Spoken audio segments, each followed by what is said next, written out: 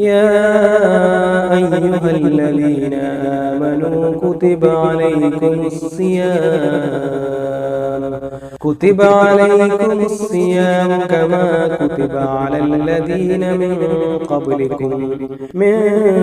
ഖബ്ലികും ലഅല്ലകും തത്തഖൂൻ.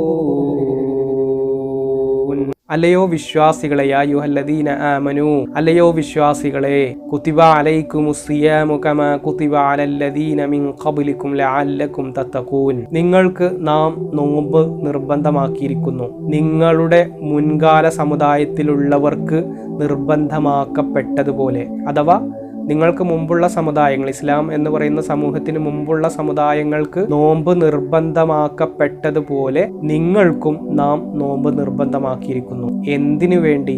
ലഅല്ലകും തത്തഖൂൻ, നിങ്ങൾ തഖ്വയുള്ളവരാകാൻ. എന്താണ് തഖ്വ?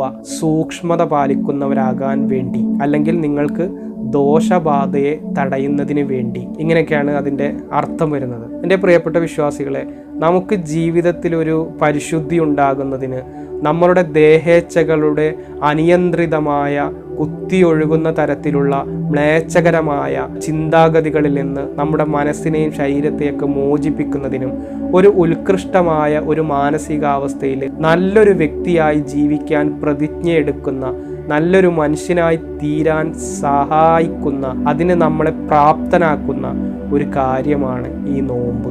എന്നാൽ ഇന്ന് നടക്കുന്ന നോമ്പ് കൊണ്ട് നിങ്ങൾക്ക് അങ്ങനൊരു ആത്മീയ ഒരു അനുഭവം ഉണ്ടാകുന്നുണ്ടോ എന്ന് വിശ്വാസികൾ ഓരോരുത്തരും അവനവനോട് തന്നെ ചോദിച്ചു നോക്കുക.